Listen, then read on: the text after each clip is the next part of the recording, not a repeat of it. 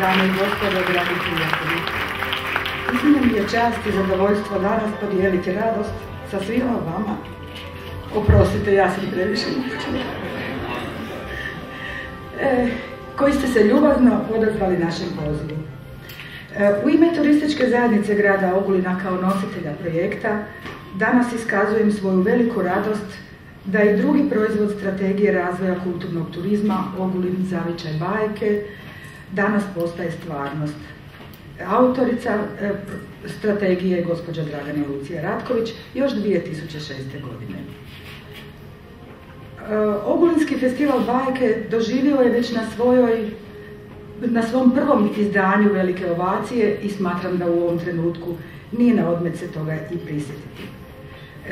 S punim povjerenjem iz razloga što smo željeli dati Ogulinu i pokazati ga onako kako to on zaslužuje, bajkovitog i posebnog, našem koautorskom timu od 2008. godine koji su izradili idejno rješenje i autorsko svoje djelo Centar za posjetitelje Ivanina kuća bajke. Tu su nam opet ponovo Dragana Lucija Ratković, Vanja Cuculić i Vladimir Končar. A mislim da možemo i njima zapljeskati.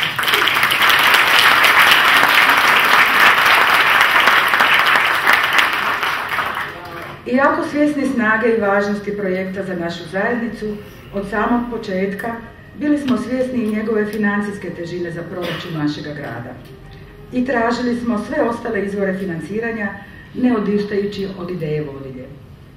Zahvaljujući tehničkoj pomoći Ministarstva regionalnog razvoja, šumarstva i vodnog gospodarstva, 2010. godine iskoristili smo mogućnost za prijavu na predpristupni fond Europske unije. Rezultat, kao što vidite, nije izostao.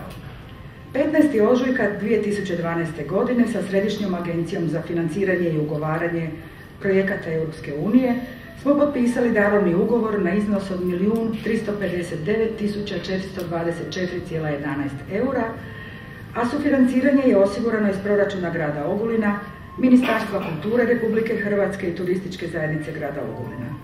Tijekom implementacije projekta ostvarili smo i partnerstvo sa Hrvatskom radiotelevizijom, Institutom za etnologiju i folkloristiku iz Zagreba, koji su nam donirali audio zapise bajki i priča za naš jukebox. Osobito mi je drag osjećaj prijateljstva, posvećenosti i brige o materijalnoj ostavštini Ivane Brlić-Mažuranić, ovdje prisutne njezine praunuke gospođe Matilde Ružić i gospodina Teodora Dekancijani Jakšića. Najtoplije im zahvaljujem jer su obiteljsku arhivu otvorili, ustupili nam fotografije i podatke i tako dali legitimitet i potvrdu autentičnosti podataka koji se o Ivani navode u našoj Ivaninoj kući bajke. Implementacija projekta trajala je 21 mjesec, a sve aktivnosti realizirane su i postignuti su svi planirani rezultati. Bez obzira na složenost projekta koja je tražila snažnu koordinaciju svih izvođača koji su svaki ponaosob dali svoj doprinos uspješnosti projekta. Smatram da je ovo povijesni dan i prekretnica u razvoju turizma grada, iako smo pritisnuti teškom spoznajom o stanju Hrvatskog olimpijskog centra Bjelolasica. Jer Ogulin ovim Ivaninom kućom bajke dobiva atrakciju koja se naprosto mora posjetiti, a koja je još i prije otvaranja inicirala projekte nove i ujedinila našu zajednicu u odvažnosti planiranja vlastitog razvoja. Važna je činjenica da je dio Frankopanskog kaštela kao povijesne jezgre nastanka Ogulina obnovljen djelomično i opskrbljen u potpunosti infrastrukturnom mrežom. Osjećam snažni ponos da je rodni grad, Ogulin, danas dao veliki doprinos uzdizanju i slavljenju književnog stvaralaštva i lika Ivane Brlić-Mažuranić. Zahvaljujem svima vama danas ovdje, izvođačima, partnerima, suradnicima i usuđujem se reći prijateljima jer je ostvaren naš zajednički cilj. Želim vam ugodan nastavak dana i da svi zajedno ulaskom u Ivaninu kuću bajke osjetimo toplinu djetinjstva i životnu dječju istraživačku energiju. Hvala.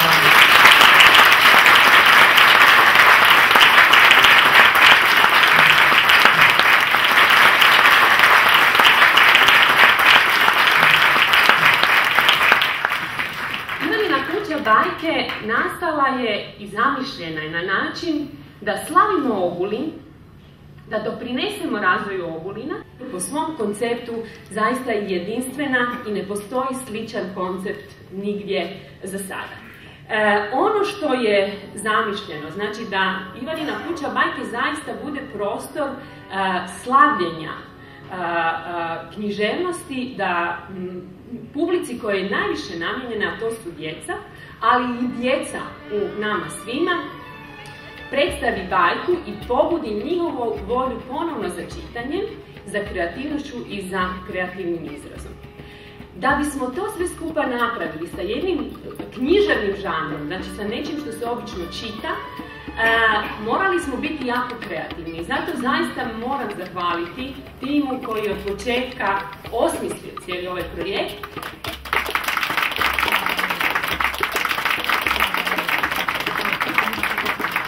Mislim da za jednog pisca nema većeg priznanja kad se slavi obljetnica, ne njegovog rođenja ili njegove smrti, već se slavi obljetnica njegovog dijela.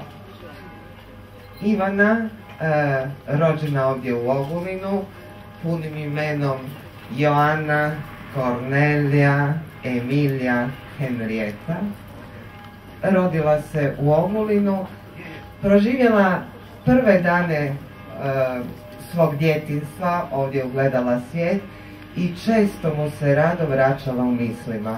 Bila je fascinirana Ogulinom, njegovom prirodom, mistikom Kleka, kao što je bila i njegovim sudbinama zaokupljena.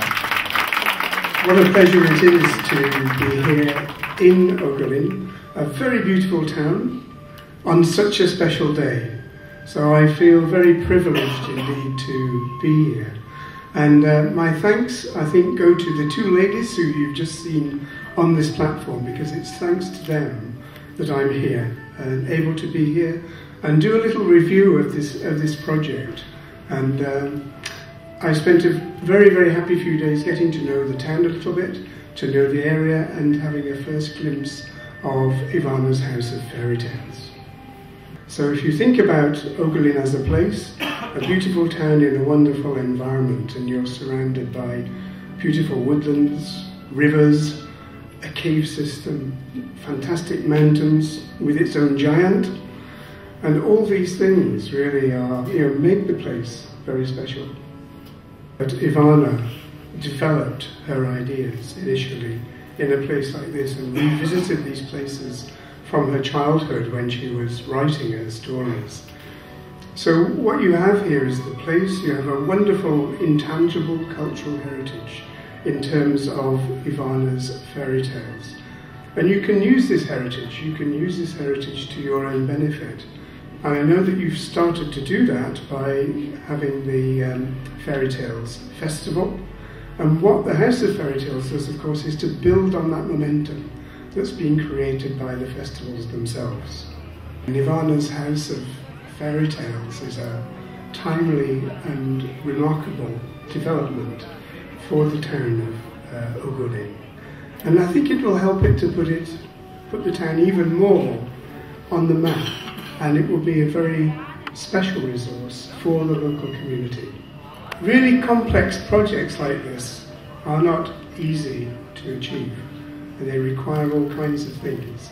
I think you've already seen the energy and enthusiasm that Anshika and Dragana have put into this project. It's really quite remarkable. And it isn't done either without money. So the European Union has provided funding for this project. But even getting European money is not easy, as Anshika will surely know. So actually, even to get the money to start the project is an achievement in its own right. Believe me, you are all in for a real treat. You're going to see something that is very, very special. Now, I've seen a lot of community-based heritage projects throughout Europe, but this is one of the best. Congratulations to everyone who's involved here. And I wish every success to Ivana's House of Fairy Tales, and I hope that I'll be able to come back and see it again. Thank you very much.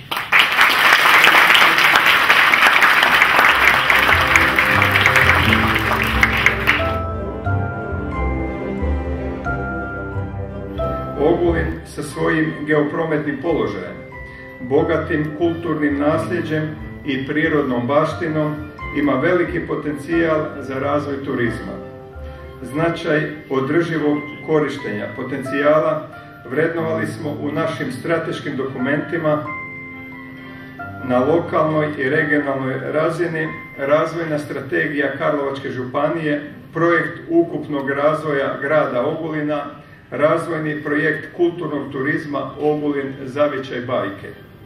Cilj strategije i razvojnih projekata je pored održivog razvoja i prihvaćanje potencijalnih investitora te privlačenje sredstava Europske unije.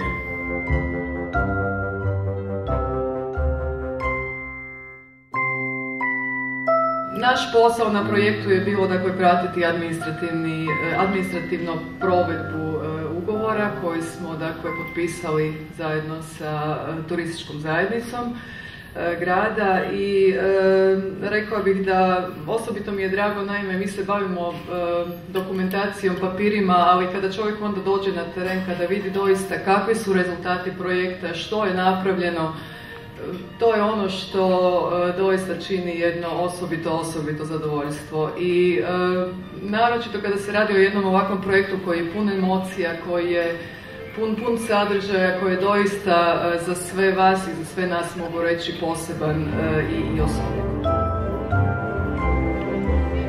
Poštovane Ogulinke i Ogulinci, posebno mi je drago pozdraviti vas ovdje u prelijepom ogulinskom kraju ispred Ministarstva kulture u prilici svečanosti otvorenja Centra za posjetitelje Ivanina kuća bajke. Ministarstvo kulture je ponosan partner ovog izuzetno značajnog i jedinstvenog projekta, čije će otvorenje danas označiti jedno novo razdoblje ne samo u životu ovoga kraja, već i u svakodnevnom promišljanju jedinstvenosti naše kulturne baštine. Bajke su oduvijek fascinirale generacije i Ivanina kuća bajke nesumnjivo će privlačiti kako djecu, tako i odrasle koji će na ovom mjestu iznova osjetiti zaboravljenu čaroliju bajke. Ivanina kuća bajke kao multimedijalni i interdisciplinarni centar koji će svoj rad zasnivati prije svega na principima znanja, inovativnosti, kreativnosti, novim tehnologijama, suradnji sa svim bogatim sadržajima koji će ponuditi svojim velikim i malim posjetiteljima, bit će trajno mjesto susreta i promišljanja kao referencijalni centar za bajke u ovom dijelu Europe.